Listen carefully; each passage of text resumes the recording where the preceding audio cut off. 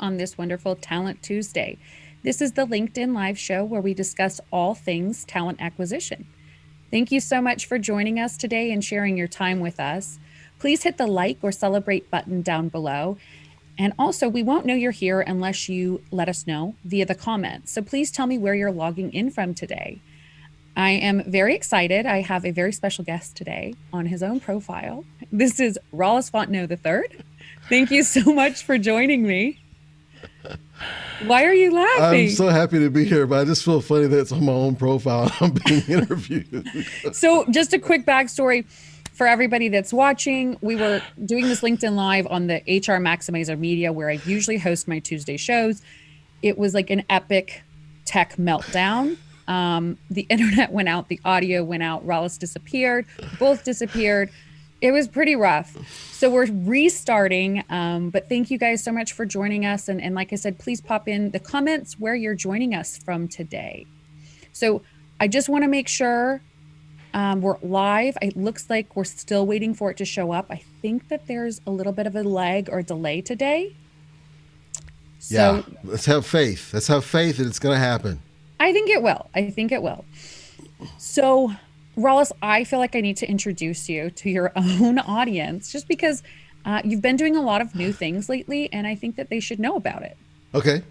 So, Rollis Fontenot III is a national speaker, live stream host, author, Forbes Business Council member, and founder of Ascend HR Corp and HR Maximizer Inc. The only guys, we're gonna have to start again. Are you serious? What is it? What does it say? Yes.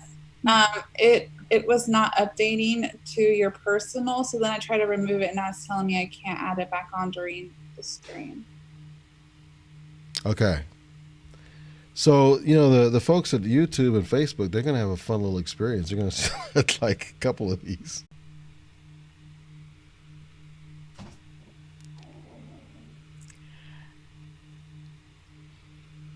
Hello, and welcome to Live with Leah on this Talent Tuesday. This is the LinkedIn Live show where we discuss all things talent acquisition. Thank you so much for joining today. I hope we're going live. We've had a couple of technical difficulties. I know Rollis is laughing, but it has been about 27 minutes of technical difficulties. So please bear with us if you're watching. I would love to know where you're logging in from. So please let me know that you're here by putting a comment below. Also hit the like or celebrate button. And now my dogs are barking in the background. So couldn't be better. Hey, Wonderful. I can't even hear it. We probably have dog lovers in the audience too. Probably. Yes. Joe, can you go ahead and send us the restream so that we can see all the comments? And hopefully we are live. I'm hoping this works today because we have a great show lined up for you. All right, so I'll get started here. So today my guest is Rollis Fontenot III, and this is on his profile. Usually we host it on the HR Maximizer Media channel, but there were so many issues. We don't even know what we're doing. So I hate to say that, but I really feel like I have no idea. And I have a dog that's growling back here, and I can't yell at my husband to come get him because I'm on live. So I'm just going to pretend it's all fine. Yeah, that's what we do. That's what we do. Can you hear him? I hope barely. I don't think they Okay. can hear. I don't think they can hear. Okay, good. Yeah. Okay. Well, so Rollis has been up to a lot of new things lately. So I kind of wanted to introduce him to his own followers and connections on LinkedIn Live. And just a quick, are we live, Joe? Is everything going well?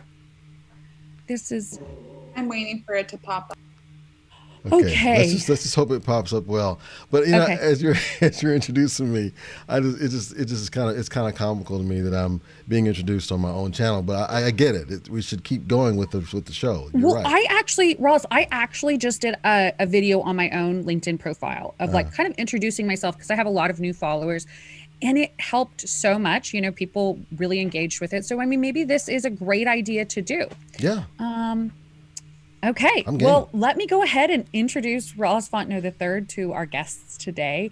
Many of you probably know him, but he is a national speaker, live stream host, author, Forbes Forbes Business Council member and founder of Ascend HR Corp and HR Maximizer Inc., the only subscription-based talent acquisition service of its kind in the United States.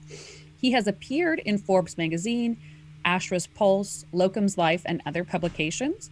He has a whole slew of speaking engagements, too many to mention right now.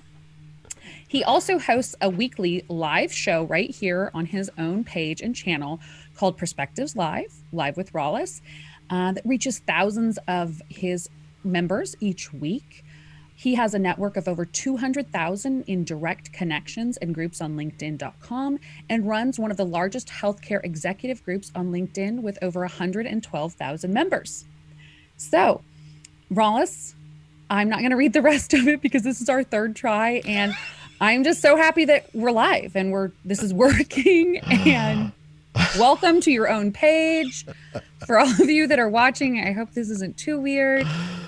Oh yeah, it's been rough. Yeah, but here's what I love. This is what I love about our team. We just get along together so well. Even though like stuff's crashing around us, nobody's yelling at each other or anything. It's like, we just take it and keep going. Let's just try it again, Yeah. So I appreciate you, Leah, and I appreciate Joe and Jonathan in the background, everybody else. Yes. Thank you, Joe and Jonathan, so much. Yeah. This was, it was it was a mess. Can I do a little applause for them? You can go ahead and applause. Okay. Thank you. Are they cheering? Yeah, you just can't see them cheering. So like I mentioned before, please go ahead and hit the like or celebrate button and comment in the comments in the box on the side. And let us know where you're logging in from today. If you have any specific questions you want me to ask Rollis, please let me know and I will be sure to do that.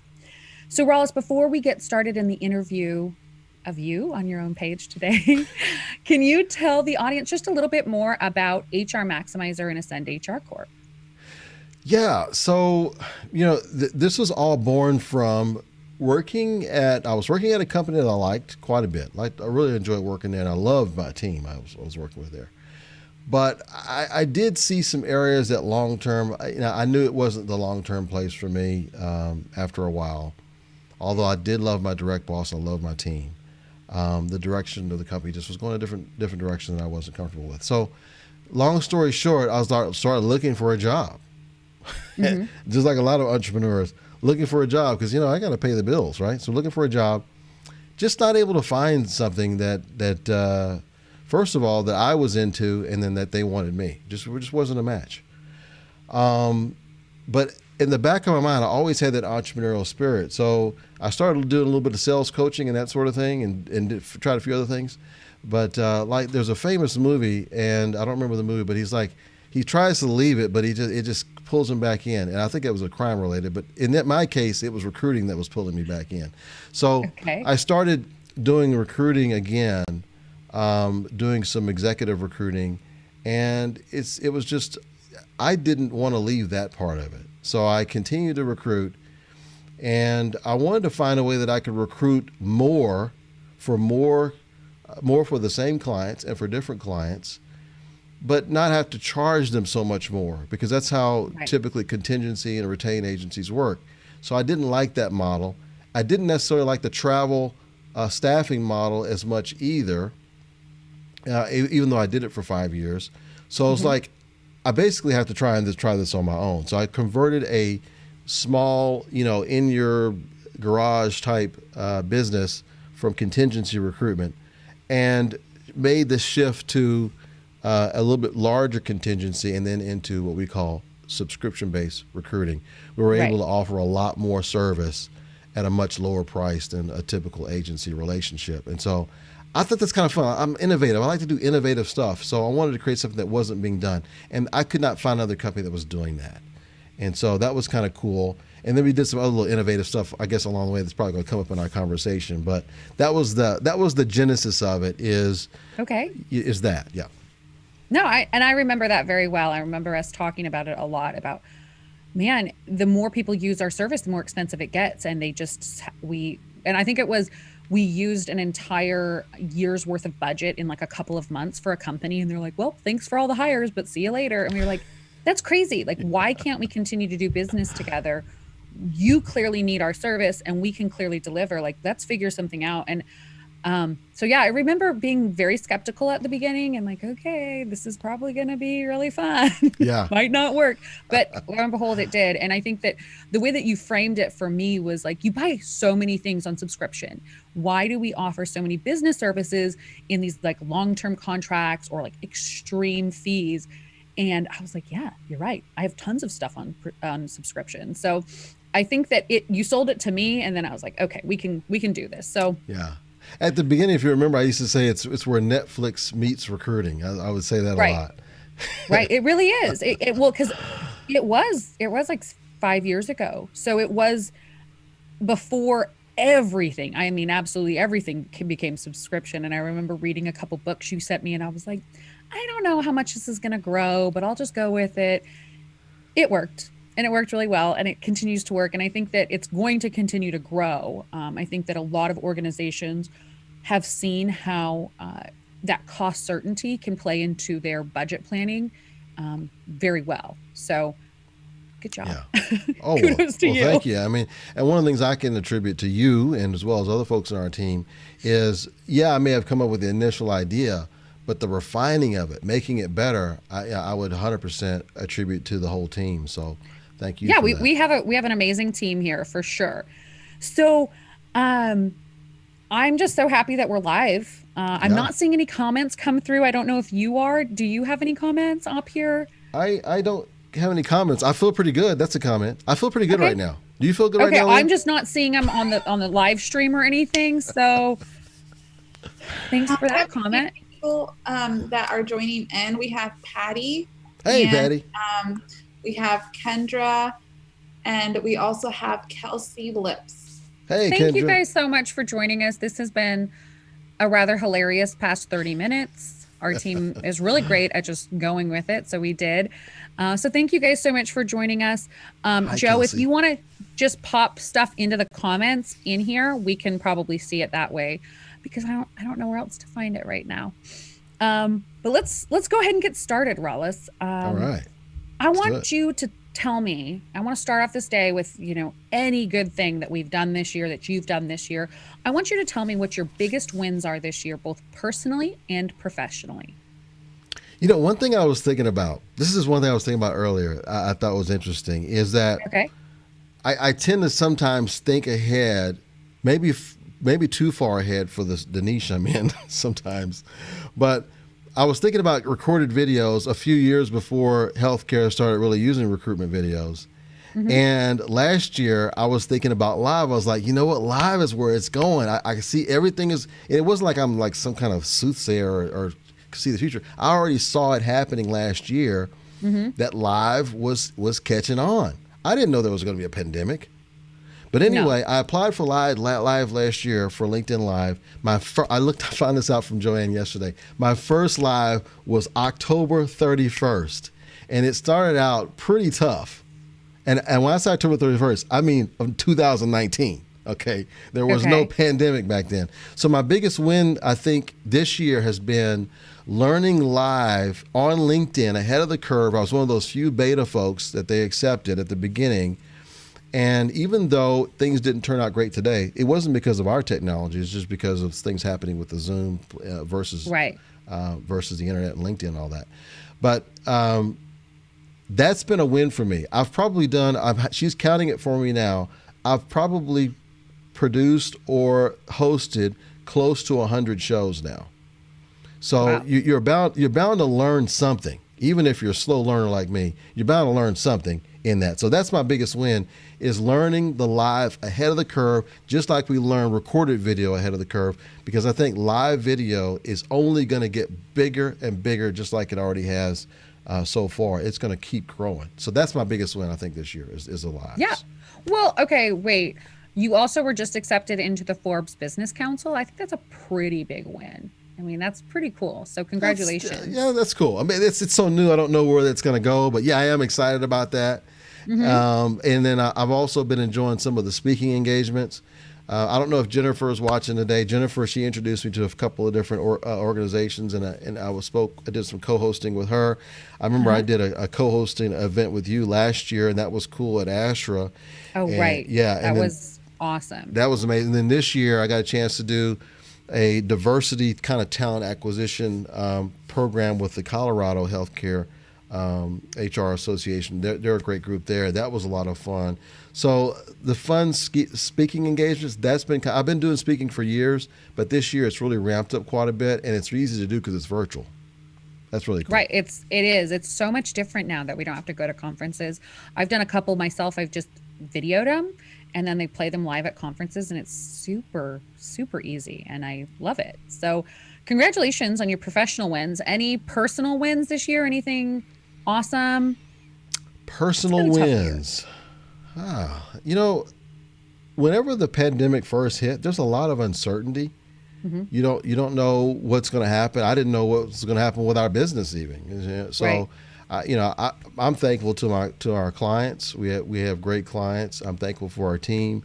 We're offering a great service, and so we were able to keep a lot of that business. So I'm very thankful for that. I know of companies that went to zero for revenue. So I'm very thankful for that. And you asked me about personal. As an entrepreneur, a lot of times your business does affect you a lot personally. It's one thing if I'm working for someone else and I lose that job, it's a little bit easier for me to just apply for another job and get another job. But it's not so easy when you spend years of building a business and the business goes away, right? So I'm thankful for that. And on a personal level, it's helped me. Personal level, I think it also helped me to understand how to adapt and shift a little bit better. And then also it helped me with patience with others that may not be so ready to adapt with me. So I've learned that too, because I tend to like change and adapting and innovation, but that's not easy for everybody. No, not at all. Yeah, so I'm learning that look, just because you're ready to change, it doesn't mean that everyone else around you is ready to change. So just having patience and kindness and understanding towards others, and the fact that you have some people in your team or in your world personally that may not be so quick to change, that actually adds value to your life. Because imagine if we just change everything all the time, we never get good at anything. That's very true. So it's good to have that balance. So anyway, I think that might be well. I'm glad that you were able to be balanced this year. I think that we've worked very hard on that. This year's been very different for everyone. I know that we've been super worried about our business and about how we'll be able to move forward, but actually things have gone really well for us. So that's been really nice. So I want to start out. So this show is about talking about talent acquisition and all the things that talent acquisition entails, and especially very focused on healthcare. So I wanted to ask you, considering everything that's happening right now in 2020 and moving forward into 2021, what do hospitals need to be doing right now? It's a great question, because right now I think a lot of organizations, they're struggling just to hit their budget, and to try and hit the numbers for the year. And so they're looking at ways to cut budget. And even if they've already earmarked the budget for recruiting or for advertising, there is a tendency, or there is a leaning towards cutting that first. Mm-hmm. Now, I'm not saying you don't cut it at all. Maybe you reduce it, but reduce it probably in a similar percentage as you reduce other things, if at all possible. Because right now, this is actually the best time to keep your recruitment brand going, putting those requisitions out there in a better light, making sure that they are really appealing to what the candidates are looking for, and not so much what you want or what you're requiring. I say you, I mean whatever company we're talking to right now. I think those are some things that companies should do now. Is like, what's our offering? Like, what makes us different from the hospital or the company or the business down the street? What makes us different from not only an external client level, but really introspectively, what makes us different internally as an organization? What is it like to work here? What do we offer that perhaps some other folks out there would like to have too? and focusing on those things and offering those things in the marketplace right now is one of the best times to do it, because the demand is a little bit lower and the supply is almost infinite. There's lots of supply. And so therefore the price has gone down to advertise. This is one of the best times you can get into advertising your opportunities in your company to help it grow. So I think that's one of the things that companies should do right now is look at first, what is it that we're offering externally to our clients, our customers, Okay. and then what are we offering introspectively as an organization to potential employees that come in our organization? Focus on getting that message out. Okay, so kind of on the employer branding side, how they're going to bring in new employees. So so we know that the cost of employees is massively increasing right now in healthcare specifically, especially for RNs. But I actually didn't know that the price of advertising has really gone down. So what platform should they use to advertise on, and then why? Well, you want to use platforms that your audience is using. So it really Okay. depends, right? So we live more in the RN, nurse practitioner, physician assistant, provider world. And much like a lot of other folks, they're using, in a lot of cases, Facebook, Instagram.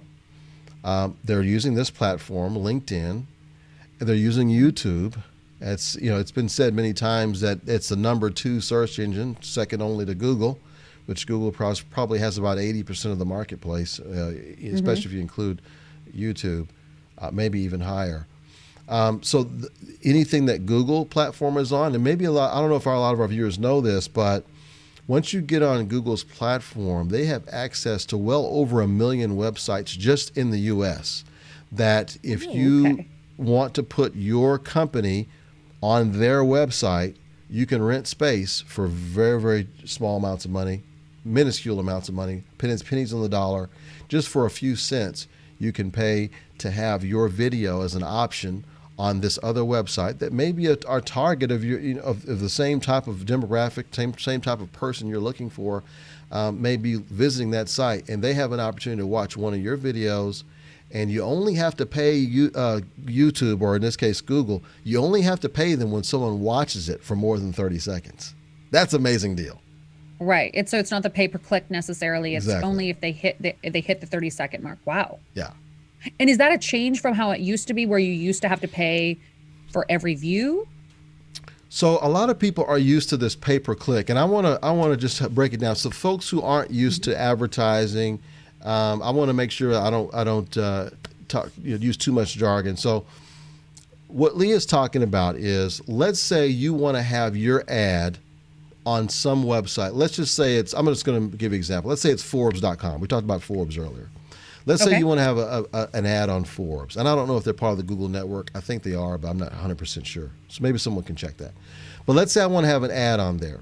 I don't have to necessarily go to Forbes and say, hey, Forbes, hey, Mr. Forbes, can you put my picture on your website this week? I want you to show it to certain folks who come on your website. No, Right. it's really easy. I go on the Google Ads platform and I say, look, anytime ads come up with folks who've been to my website, or if they tend to like medical stuff, if you got some medical articles that come up on your website, I'd love for you to show my ad to those folks specifically. And if they do click on it, I'm going to pay you $1. That's kind of how a pay-per-click works. Okay. Or in the case of a video, they say, you know what?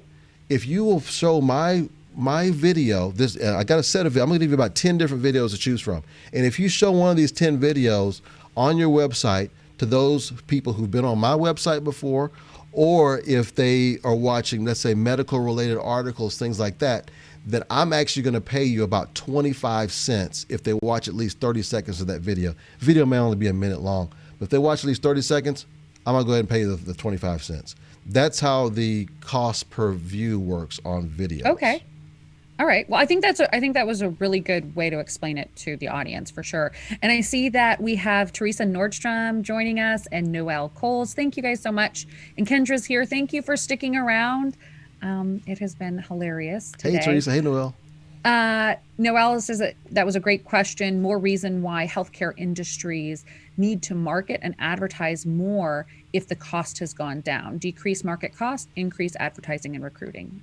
agreed. Very much agreed. Just one quick on point, just to give you an idea how much it's, everybody likes 40% off sales, right? 50% off sales. You can get the same value, the same product for 50% less. Would you not say that's a pretty good deal?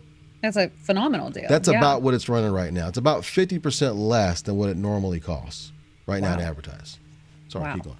Oh, no, okay. And then Kendra says that she, I think now more than ever, anything the internal culture of the companies is very important from the healthcare perspective, and the level of stress the job will add to an employee with all of the stress going around. So support and teamwork is very important to her right now, and I couldn't agree more. I just did a conference on toxic culture, employee culture, and how you can really put your employer brand in your employer culture and show your candidates what it is like to work within your organization using the video jobs that we create.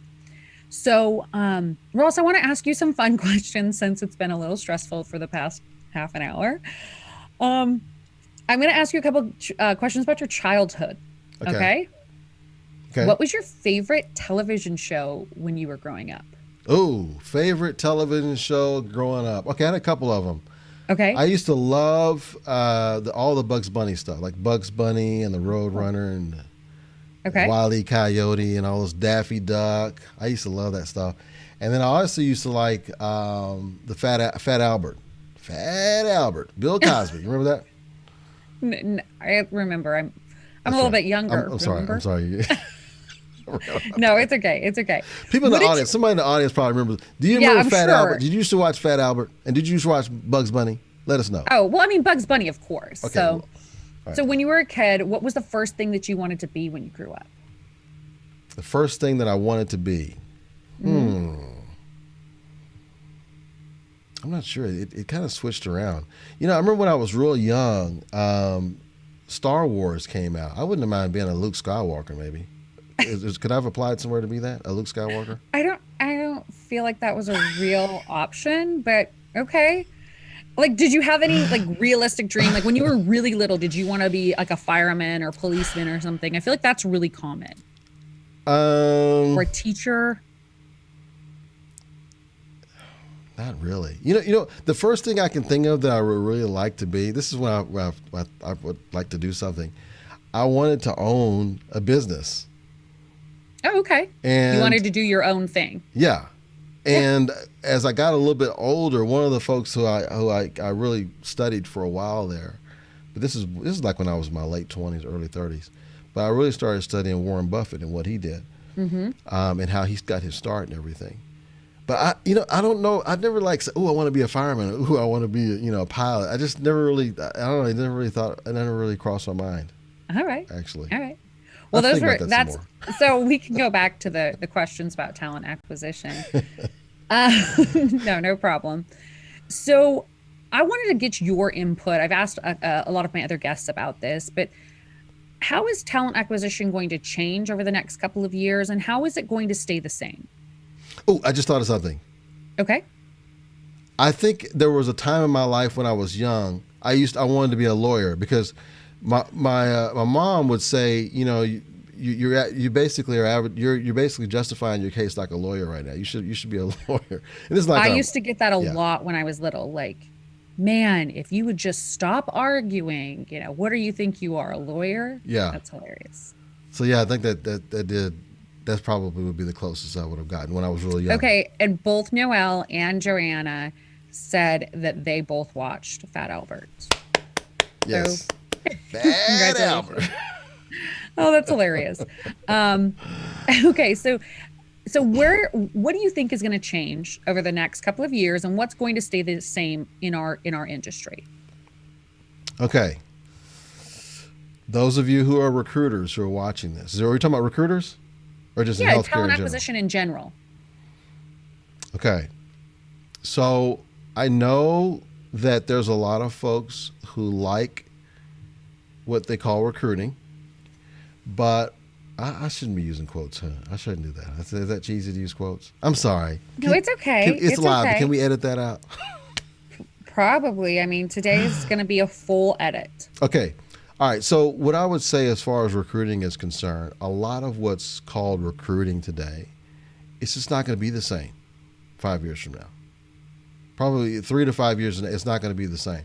Now, I'll tell you a couple of things that won't change. I think that people join companies because of other people. Yes, I So agree. if they're looking at a position, they're going to look at two things: who am I going to be working with, and who am I going to be reporting to? Those are the two most important things they're going to be looking at, more so than the CEO or C-suite. Unless you're going to be a C-suite person yourself and reporting to the CEO, that's different. But your staff employees, your managers who aren't going to be reporting to the CEO. I mean, it probably plays somewhat into the decision, but it's really more who's hiring me that I'm directly reporting to that I'm working for, and who's going to be in my purview working right around me.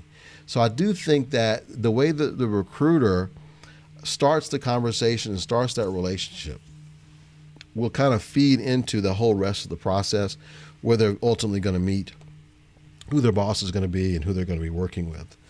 So that part won't change, that if they're good at making those relationships, especially if it's for hard to fill positions where there is some conversation that needs to happen before they're going to speak with that hiring manager, that I think that part is not going to change. But how companies find those employees is rapidly changing more and more. And I say rapidly, I mean, a lot of things like in healthcare and a lot of other big industries, they change slowly. They may take 5 to 10 years to make a change. Right. The issue here is, though, we're already several years into the change. So if a person says, well, I'm just going to wait 5 years, and I'll just change then, it's not going to be that easy. So some things that a recruiter's not used to doing now is knowing about recruitment advertising and how that works, knowing what are the good platforms to use, knowing what kind of message should be communicated. Those are things that recruiters should not wait 3 to 5 years. They start learning it now, because one or two things are going to happen. Either all these recruiters who are great at lead conversion, or what I call lead conversion, in other words, converting candidates into hires and introducing them to hiring managers and getting them through that whole process of being onboarded.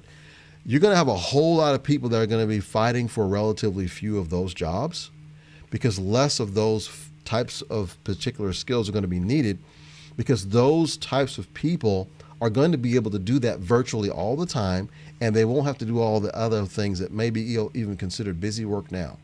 So like sourcing candidates, posting jobs on the internet, creating video jobs, creating content for that next job to go out, all those different other things, attending these different meetings, like these different conferences and all that stuff, all those things that recruiters are doing as part of their current job, a lot of those things will be stripped away. So if you're the type of recruiter who loves speaking with people and loves developing those relationships, and you want to do that like 80 to 100% of the time, then you're in the right place already, and you probably don't have to change a whole lot. Just keep doing more of it.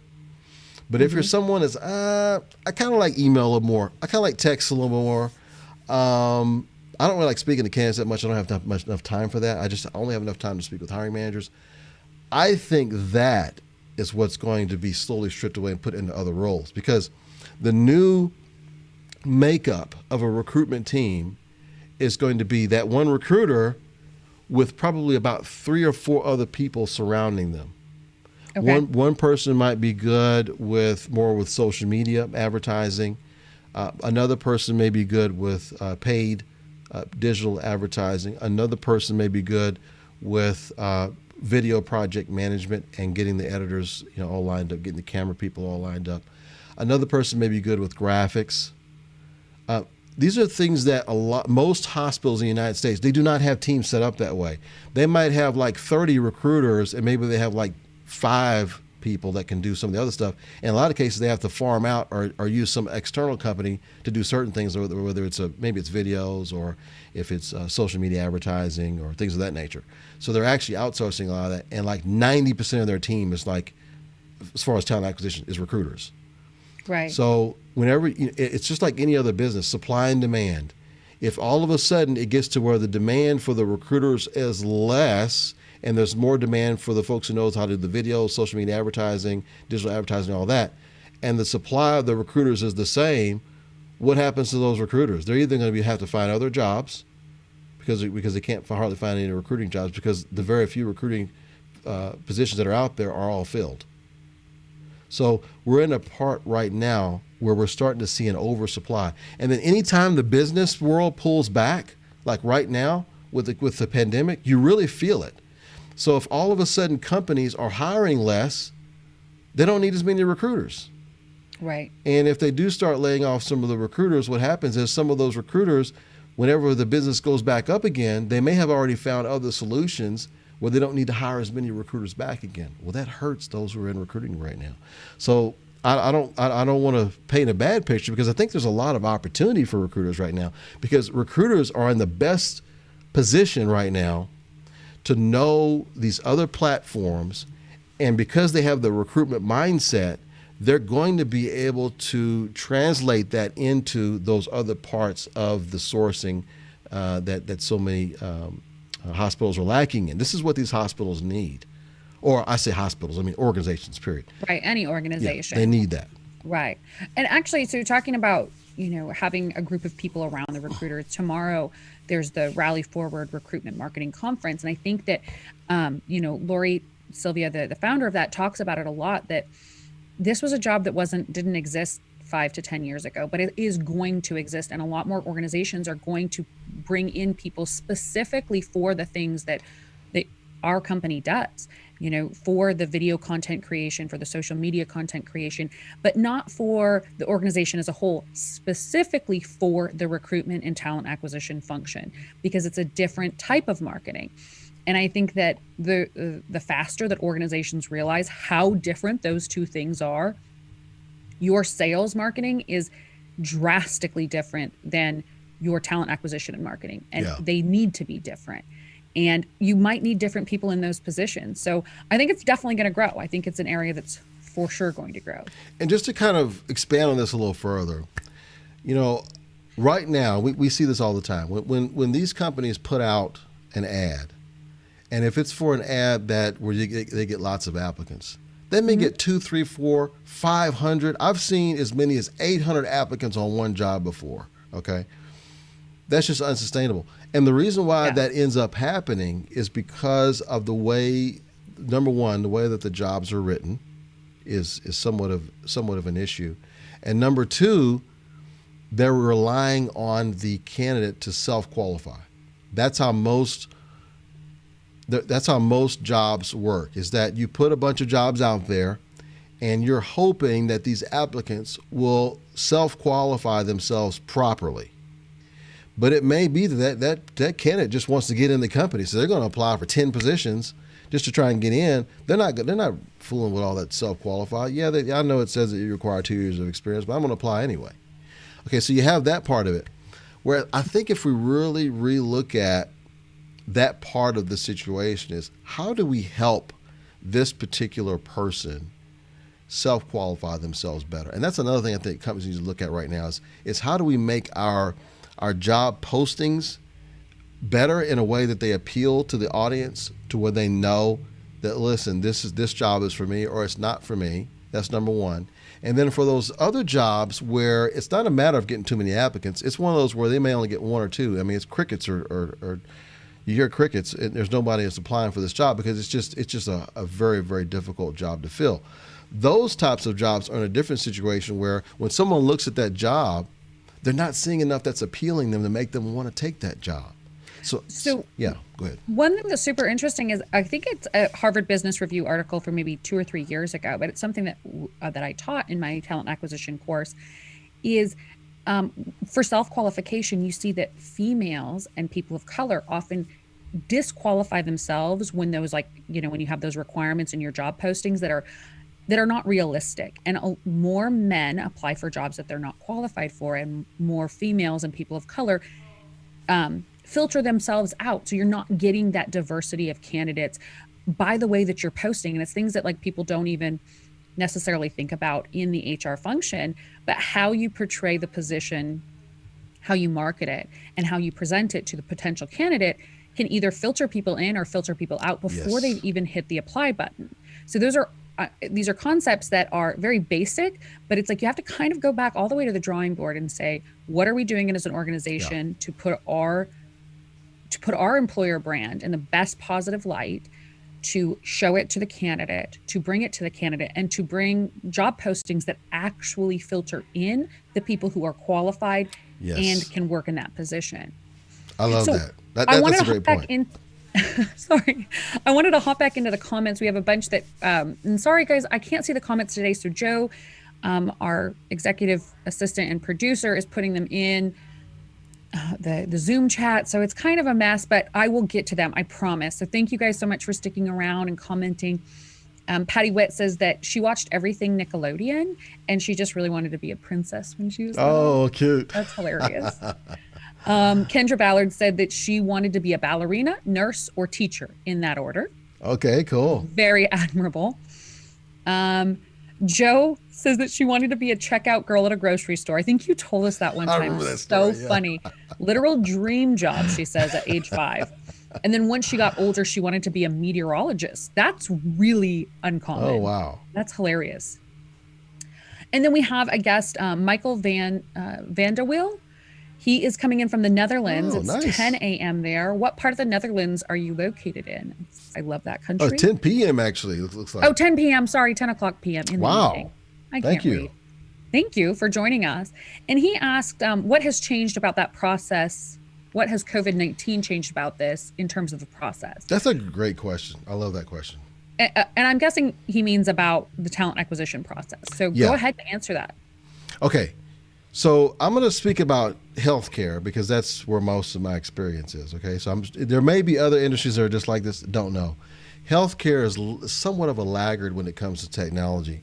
So a lot of healthcare organizations, although interviewing by video has been around for, years. I remember before I left my last job, so to speak. I think use the quotes again. These are air quotes. Why do I keep using the air quotes? Anyway, my last job, I was researching interview technology. One of them I remember was called HireView, and so we're talking 2008, 2009. So guys, video interviewing has been around for a long time, and it wasn't bad then. It wasn't great, but it wasn't bad. One of the big problems back then was it having interoperability with people's phones. And people not having a fast enough internet connection to do a video interview on their phone. Therefore, in a lot of cases, it was a non-starter unless they were using their laptop or their desktop. That just wasn't always available.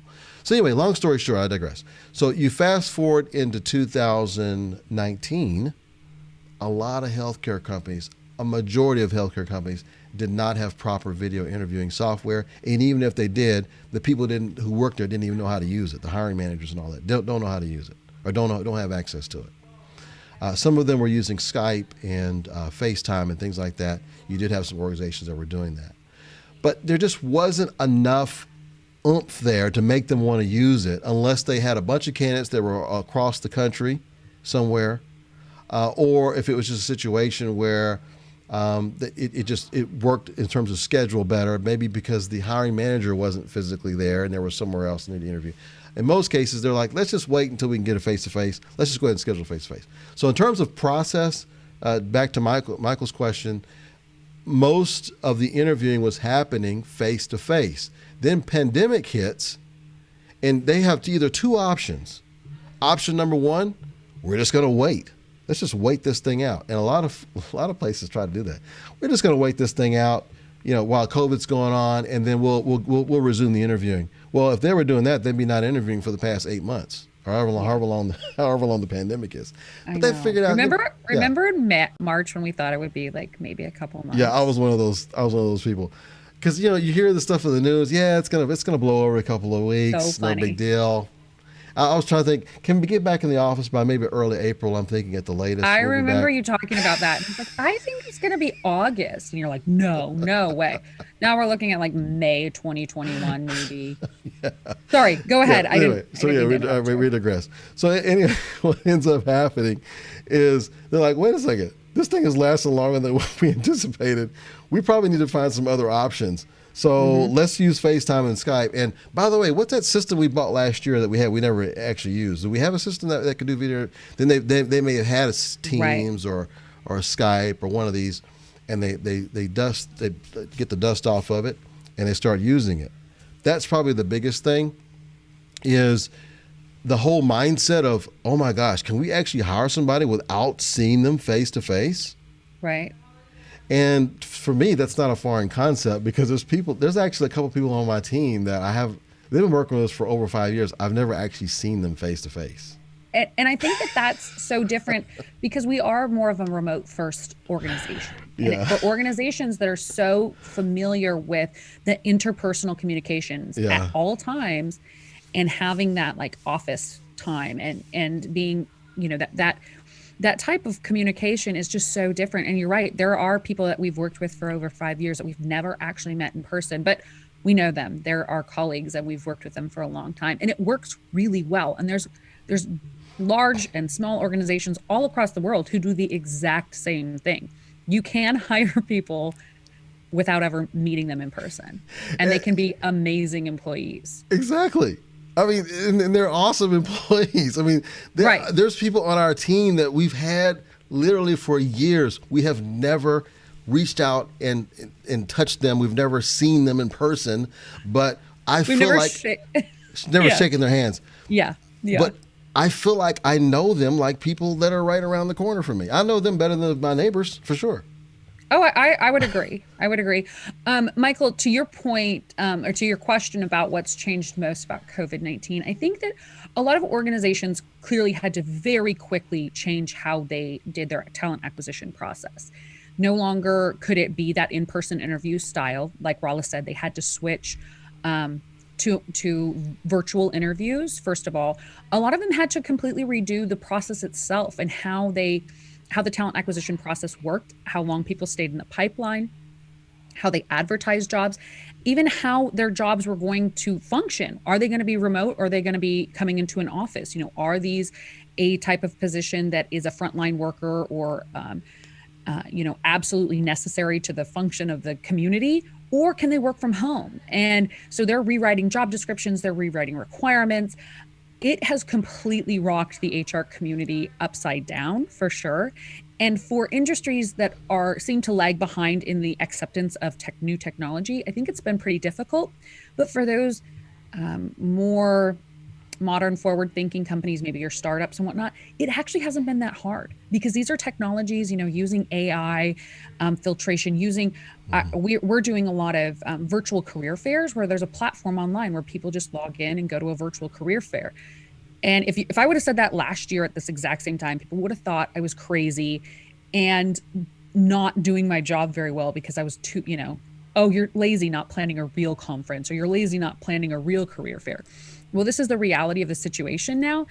And I think that the companies and individuals within talent acquisition who are early adopters or more comfortable with a little bit of change in technology, they have been far less impacted, I would say, by the changes that have come. Ooh, can I mention something that's really cool? Yeah. I was interviewing with Quint Studer a couple of months ago. Okay. And a lot of you folks who are in healthcare, you probably know who he is. He was the founder of the Studer Group. They do a lot of healthcare consulting, and he sold that. And he's head of the Studer Community Foundation. They help communities build strong communities. He's also the owner of a minor league baseball team. But anyway, I was interviewing him, and he brought up something that I'd never thought about before, that the pandemic has definitely changed. It has even the playing field with smaller communities and mid-sized communities that had a hard time holding on to their talent. It now puts them on an even playing field with very expensive and large metropolitan areas. So, like it used to be that, wait a second, I'm going to go to New York, or I'm going to go to Miami, or I'm going to go to LA because that's where all the big, nice jobs are. So I'm going to go there. But no, that's not really necessarily the case, because you can actually get a job that's in LA, but still live in like Wyoming, where you're from, Leah, or whoever else. You could get a job at wherever company you want and work there remotely now. Now there's still a little bit of friction. I think people are still trying to grab hold of the ideas. Wait, I can actually hire somebody that doesn't even live around my company. Yes, you can. The pandemic has taught us that. But I think that's one thing we're going to see over the next several years, is that it doesn't really matter so much where you live. It's, can you do the job? Now, Right. Obviously, if you're a nurse and you're doing patient care you have to physically live there. But there's a lot of other roles in a hospital or in other organizations. You don't have to physically be there. Just like with our company, we've got some roles that we don't have to physically be here. So I Right. think that now all of a sudden, now if you're recruiting, instead of just looking at a small defined area to recruit, now you have the entire United States or perhaps the entire world. Right. The talent pool is just exploding. That's amazing. That's what's Right. really cool about the pandemic. And, I mean, and there's a lot of bad stuff, but that's a good thing. right. It's a silver lining that like we've opened up this new talent pool that we realize like, oh wow, you really don't have to be at our office to do this great work. And you are the best candidate, even though you live 1,000 miles away. It's fine. We can make this work. There is a great technology to help us communicate on a daily basis and for you to get your work done. And actually, I've seen that there a lot of people, a lot of companies are reporting that they're doing really well. Their employees are working, the same amount or more hours. They're more productive by, like they've reduced hours of commuting, they've reduced stress, being home. Now, of course, if you have kids at home or you're doing a bunch of other stuff, of course, it can be very stressful. But I think overall, a lot of people really like this type of work. And there's a lot of information out there right now that's saying that people really want to stay in this type of work, that a lot of us won't ever be going back to the office, or at least for some time, not going back to a traditional office setting. So Kendra Ballard says, listening to these broadcasts have definitely made me more aware of the things that I need to improve upon and increase my level of confidence by knowing how things are operating on the back end. Thank you for this platform. Oh, well, thank you for tuning in and being willing to listen. Yes. That's Can we give her wonderful. a virtual hug? Can we do that? Yeah, that's appropriate, I guess. Okay. It's a virtual that's one, good. right? It's a virtual one. So I'm just going to, there we go. Thank you so much. Thank you, Kendra. And Michael, he says he's from Eindhoven. I think that's how you say it. I don't know. It's the city of the Philips light bulb company. Oh, cool. I've gotten quite a few of those products in my house. I have quite a few Philips light bulbs in my house. Thank you very much. So, and then we have a comment from Benjamin McCool. He says that you both discuss the problem of over applications for jobs, too many candidates who don't properly disqualify themselves.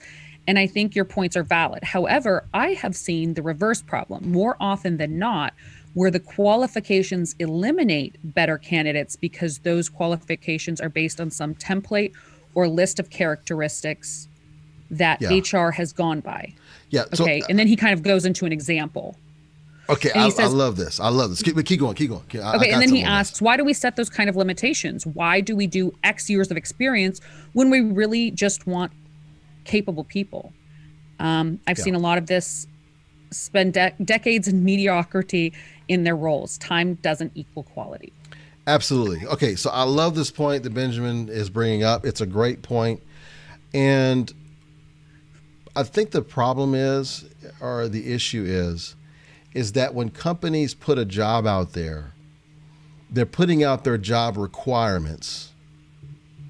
And a lot of cases, they aren't actually requirements of the job, first of all. They're not even accurate. They're not even updated. But let's say they are. What's more important is, what does your job offer? Because this should be totally flipped. When a company is advertising their job, they should be advertising what it offers more so than what it requires. And I would challenge you to go look at a lot of different jobs and see how much it talks about what it offers versus what the job requires. So that's number one, is we need to change the focus here. What is it that we're offering this potential employee for working there? Because otherwise they can just work somewhere else. Okay. Now, to go back to Benjamin's point about unnecessary qualifications, I 100% agree with him. There are lots of jobs that require college degrees that do not require college degrees. There's lots of jobs that require a certain amount of years of experience, and that in some cases is due to, and I'm just going to be frank, it's due to laziness. It's due to lack of resources. Because I can tell you this, hiring managers will say, I don't have time to train people. I don't have time to train this person, so I need to hire someone who has 2 or 3 years of experience. I'm just telling you, that's just the reality, guys. That's what's happening. So Right. They don't want somebody new because they specifically don't have the time to bring somebody new. They need somebody with experience. And laziness is a harsh word. I don't mean to say laziness. It's really more so lack of resources, Right. and I don't have the time. It's not really laziness. That was just me being emotional. Anyway. It's okay. So that's part of it. And then another part of it is it's an old job description. Sometimes if they accidentally leave it in there, it might say like 2014 or something like that. Like it hasn't been updated in a really long time. And so it doesn't really reflect the reality of what the job is. I would say if I was to audit most jobs, I would guess that probably 70% of the jobs that are posted out there are not actually accurate and don't reflect what the job actually requires for real and what is even involved in that job. So even before we get to your step, Benjamin, the job should actually reflect what it actually is. What is involved in the job and what does it really require now? Is that up to date? Then once we find it's up to date, how much of it is really required? A lot of the cases it isn't required that they have 2 years of experience. Are you telling me that we need to filter out everybody has 1.5 years of experience or 1 year of experience? A lot of times they'll say, well, if they have 1.5, maybe we can work with, well, why'd you put 2 on there? Right. And we've actually seen that, Rollis. Yeah. So we've had a couple of clients that they were nursing positions and we're just having the hardest time getting candidates for them. And we finally sat down and we're like, okay, we're going to go through these, they wanted maybe 3 years of experience. And it was like, you know what, we'll take anyone with a 6-month preceptorship. Yeah, we don't care. And exactly. It's like, wait a minute, you missed out on so many candidates because you had these high level requirements. So I agree. I think that is a function of going back and auditing those type of things on a regular basis, setting them up on a 6-month interval, look at your job descriptions, review your requirements, make sure you're actually posting what the job reflects. Do we need that experience? Here's one thing that there's a guy, I don't remember his name. Somebody can help me. He's a recruiter. He's an older recruiter. He started recruiting like back in like 60s or something. He's been around for a while. I don't remember his name. Anyway, one of the things he says, and maybe this will resonate with you and you'll recognize this. He says the number one thing you want to ask when you're putting out a job, he doesn't even like job postings, but if you're putting together a job requirements, the number one thing you want to ask is, can this person do the job? And so if the person can do the job, how much does those other things really matter? If they have 2 years of experience versus 1 year experience, or even 20 years of experience, they say, oh, that's overqualified. No, if you're asking the question, can the person do the job, then it doesn't matter if they're overqualified. Because I actually had a conversation with somebody yesterday. She says, I've had a couple of people tell me that I'm overqualified. So what? Why would you tell somebody that? Why? Now, I know the reasons, and this is like 1950s reasons, is they're overqualified, so if we offer them the job, they're going to leave.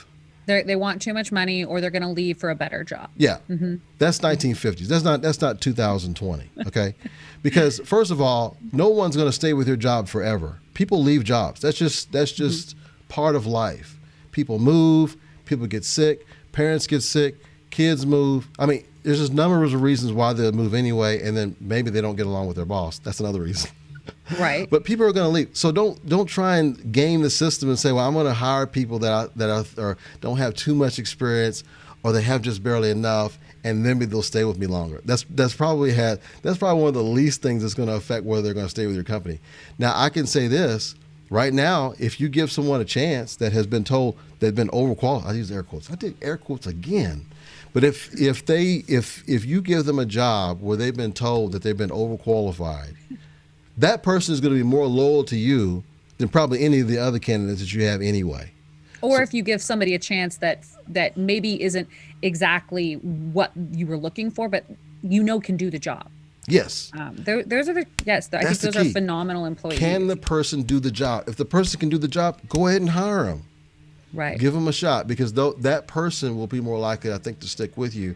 I'm glad they didn't hire me, Leah. But there's some places I applied for whenever I left my last company that were well below what I was qualified for. But I was determined that if they gave me the job, I was going to knock the cover off the ball with the numbers and continue working there. I wasn't looking for a way out, like this is going to hold me over. I wanted to work there. Yeah. But I think that we got to get, I don't know if any hiring managers or any recruiters are watching this, but recruiters, coach your hiring managers to get out of that mentality. Help them out, because that's something that gets passed down. It's not in a manual somewhere, but I don't know how everybody knows it. I mean, I know why they say overqualified. Rollis, do you think it has to do with a lot of times as recruiters, we ask the hiring manager, um, give us your give us the specifications of your best employee, and then we try to match it too closely that we get stuck in this like, okay, they have to be like this, they have to have gone to this school, they have to have this much experience. Do you think it could be that type of a situation? It's possible. I think that it's just one of those things. Like, okay, I'll give you a perfect example. This is a perfect example. Okay, this is a funny story. So Okay. Bob Proctor, he's a famous motivational speaker. If any of you guys have ever watched him, he was talking about an experience with his wife, and they were at the grocery store, and she was like, "Hey, can you get me some turnips?" So, "Oh yeah, sure, I'll get some turnips." And then he goes and he hands it to her. She goes, "That's not a turnip. That's the, what do they call it? Is it the green of the turnip? It's a certain part of the turnip."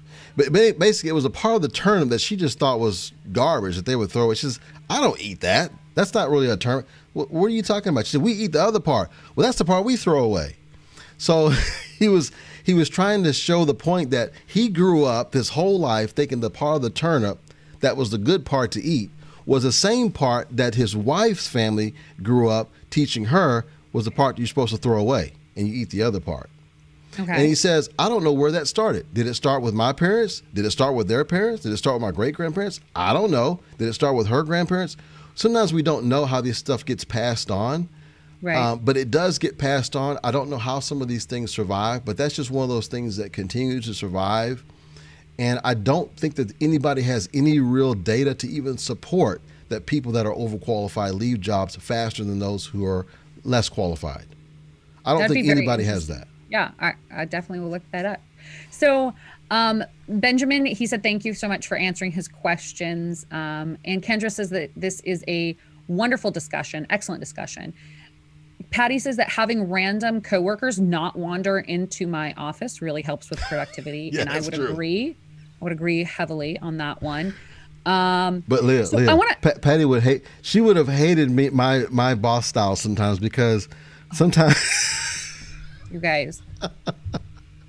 Yeah, go ahead, Rollis. sometimes I'll just pop in and I'll just say, and maybe I got some idea I want to share, or I get their opinion on something. But I had to learn. I guess I didn't fully learn it, but I was trying to control that a little bit, where I might be. What do you call it? Disturbing. Distraction. Yeah, I might You be guys, distracting the other everybody that's person. listening, Ross used to be a very bad distraction in our office. He would come and tell us funny jokes and tell us all sorts of stuff, or, like, oh, over here, squirrel. Oh, over here, this. And it was really hard to get work done. And finally, some people talked to him and they're like, "You're really hurting my productivity. And I feel like I have to talk to you because you're my boss, but also I don't want to talk to you because what you're talking about doesn't matter to my job. So can you stop?" And it was hilarious, but he took that feedback, and he really worked on it. He really did. And I really liked what he did. He would like knock on your door and say, "Is this an okay time?" Or, "Hey, and he became more aware of what people were working on. But yeah, when I first started working for Ross, I was like, "What are you talking about? Can you just let me work for a while?" It was hilarious. Well, okay, you made me think of something else. I just want to quickly mention this. I think Okay. that one of the things I really like about our company, it's a flat organization, and Yes. in terms of working with with hospitals that can be very hierarchical, for lack of a better term. It's like a lot of it has to do with hierarchy. Oh yeah, of course it does. It's a different culture and mind shift that I'm not as used to, but I love our culture so much because it doesn't matter who you are in our company. You can voice whatever that issue is. It doesn't matter. I'm not any better than anybody else. Leah can mention it to me, or one of our other employees can mention something to me, and I'll actually think about it and take it in and maybe take action on it. I love that. Anyway. Yeah. No, I agree. I agree. So I want to ask you some more fun questions, and then everybody in the comments, please let me know what your answers to these questions would be. Rollis, you're really good at a lot of things. You really are. But is there anything that you're like hilariously bad at? Oh, I mean, that's a super long list. Well, just tell me one of them.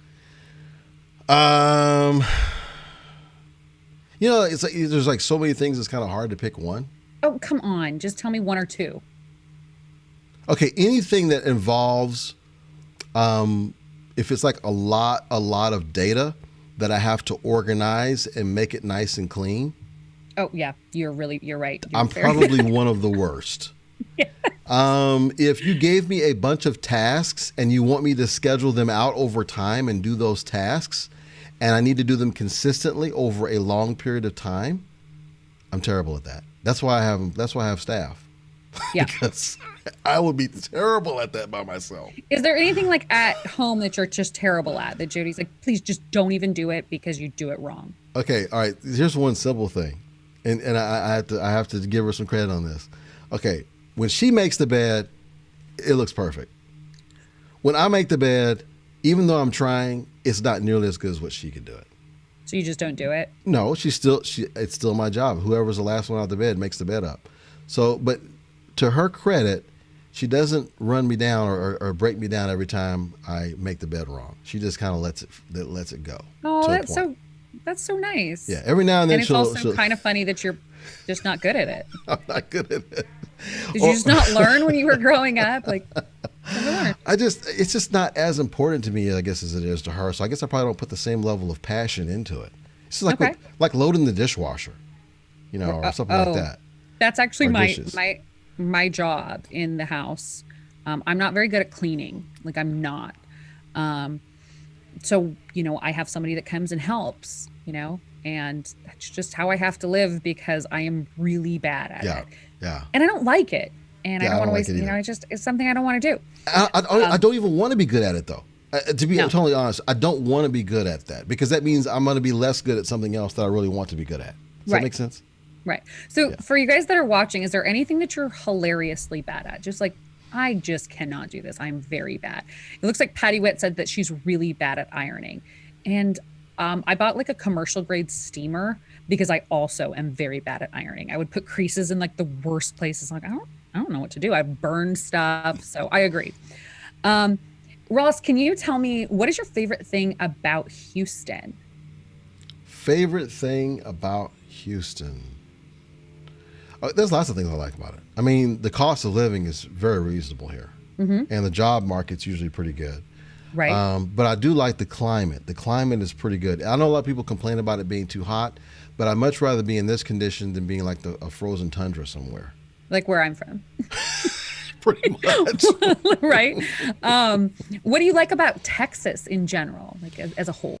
I hate to go back to financial. There's no state income tax here, so I kind of like that. It is. It's phenomenal. A lot of people are moving to Texas right now to take advantage of our very tax-friendly state. That's one of the things I like. It is varied in terms of there's places I can go in Texas, and it's like I'm visiting a different state or almost a different country. Because I mean, like Austin compared to Houston, even though they're both fairly large cities, obviously Houston's way bigger than Austin. There's just a different kind of culture and feel in Austin than there is in Houston. Definitely. Yeah. I agree. San Antonio is completely different as well. Different. Dallas is super different than Houston. Exactly. It's a huge state. Whenever we've driven home before to my house in Wyoming, and you can drive for 12 hours and still be in this state. It's just insane. Yeah. It's so big. Yeah. Do you have any book recommendations for the audience? Like, what are you reading right now, or what have you read recently that you just really liked? A couple of them. Hooked. Okay. Hooked is one that's pretty interesting, and Persuasion is very interesting. I've been looking at Persuasion. I think that you sent me that one. There's some new books I'll just put in my little hopper that I'm going to read. I want to read some more of Quint Suter's Busy Leader Handbook. It's little quick bites. You can read little pieces of it at a time. I like that. I like the way that's set up.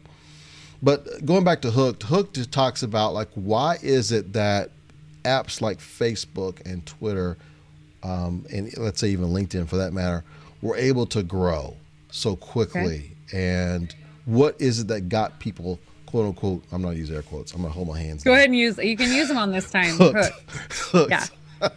What got them hooked to that particular app, and he breaks it down in the book as to what gets people to keep coming back, and some of those same concepts can be used for any type of business.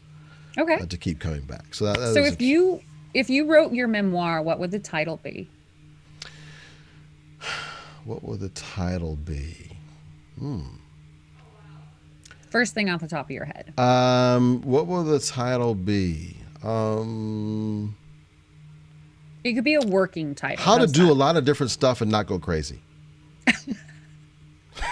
That's a good one. Yeah, that's a good one. That sums you up pretty well. That's very true. Are there any topics outside of healthcare recruiting that you could give a 20-minute presentation on without any preparation? Oh yeah, Like? John Madden football. Oh, I knew you were going to say that. Okay. Okay. Any others? Other hobbies? The salsa merengue dancing, or the history Okay. of reggae music, or DJing. DJing. Yes, the island of Jamaica, where my wife's from. Okay. Um, Hamburgers, maybe? and you Like said the best. outside of what? What was? Yes, hamburgers. Outside Yes. of like health, like out of like what we do as a job. Okay, well, just entrepreneurship. I could give a 20-minute Okay. on that. I could give a 20-minute on some financial stuff. Like Oh yeah. yeah. You used to 'Cause do I that. used to be I used to be a stockbroker, so, quote unquote. So yeah, stocks, equities, stuff like that. Oh, technology. Yes, I could go on about that. Yeah, the different platforms, the differences between one platform to another. I could go into that. I could go into Mac, iPhones, Right. any of that stuff. So you are super tech savvy, like especially in the HR space and in the productivity space. Are there any HR tech software or anything that you've seen currently that's new that you wanted to talk about or that you wanted to tell people to try? Because a lot of the technology that I use, you're the one that brings it to me first. There's so many things. Oh my goodness. Okay, so the first thing that comes off the top of my head that not that many people know about, but it's really cool, is this Wirecast software. And I'm actually going to be talking about this software. I'm doing a live stream workshop this Friday, and I'm going to be basically talking to folks and showing them how to get started into live streaming. And I'm going to have a special guest, Travis Lackner. He's another streamer. So we're going to have two very experienced streamers. And one of the pieces of software I like to use is Wirecast, which is connected to Restream, which connects to LinkedIn. I know it sounds complicated, but it's pretty It does cool. work really well. Yeah. Okay. Anything else that you're using or that you've used in the past that you just think it's amazing software?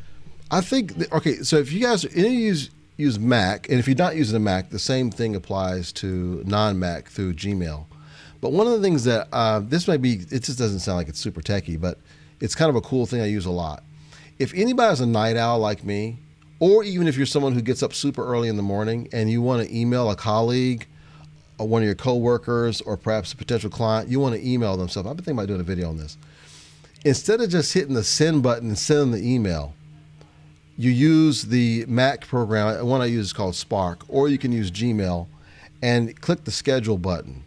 Mm-hmm. And it will schedule it out. I know that's something that's been in the old Outlook for years ago. I don't know if it's still available. Maybe it still is, where you could, but it never did work just right. This one works perfect.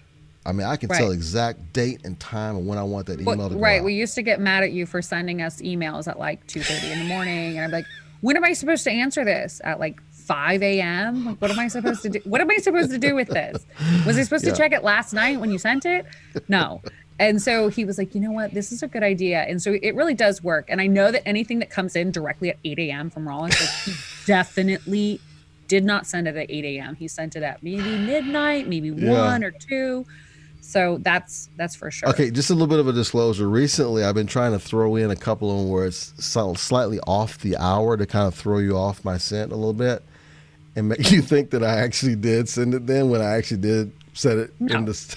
No, if it's before 9 a.m., I'm pretty sure you are not awake typing an email to me. Like, okay, he did this last night. Yeah. So, well, to end out today, I know that it was crazy getting started today with the issues with the internet and whatnot and the restream. But if someone is interested in working with you, learning more from you, what key information would you want them to know about our business? And then how should they contact you? Just know that if you're having trouble getting folks to apply for certain jobs, and you're wanting to get in their crucial positions you need to get filled. They're crucial to your organization. A lot of the ones we work on, we talked about this earlier, were those like nurses, where it affects the census of the hospital, which is a direct reflection on what services the hospital can provide, and it can severely affect, either in a positive or negative way, the revenue of the hospital. So things like that, I think that they should probably at least, let's just have a conversation. We may not even get a chance to work together. Let's just have a conversation and discover if we might be a good fit for each other. I think that in those cases, and let's say it's not for nurses, you just kind of want to brainstorm and come up with some ideas. Love that. We love that. It doesn't matter what kind of position it is. There may be some things that we have faced that may be able to help you, even if we don't work together. So I love talking about recruitment issues. Yeah. As you can tell. How should they contact you? Via LinkedIn? Yeah, hit me up on LinkedIn. I'll take LinkedIn. It's of course Rollis Fontenot. If you're watching it, you're on my LinkedIn already. Or you can email me, rollis@hrmaximizer.com. I'll even take a smoke signal. Anything. Okay. No, not really. I think that's a really good spot to end the interview for the day. I think that's pretty solid. But thank you so old much. Smoke signals, how they used to do that. Nobody does that. No. Thank you guys all so much for sticking in there and hanging with us and switching channels and coming over here and commenting today and being involved and engaged in what we're talking about. I really appreciate it. I think there were some great questions. Rollis, you had a ton of great content and information about recruiting in general and healthcare recruiting and what organizations should be doing. So please reach out to Rollis or myself if you are interested in learning anything more about what we do. And thank you so much, Rollis, for being my guest today. Thank you. And I want to say hi to Patty again. Patty had some cool little comments. So thank you, Patty, for all your comments. I'm going to answer those Thank later. you, Patty. Yeah, I'm sorry that I can't see the comments today. I hope I didn't miss anybody. And if I did and you want to talk to me about it, please just send me a direct message or just put it in the chat and I'll go back and check it. Yes. And thank you, Kendra and Benjamin, too. Those are awesome. Yep. Thank you, guys. Have a wonderful day, and we will see you next week. Bye-bye. Can we do a couple of poses? Yeah.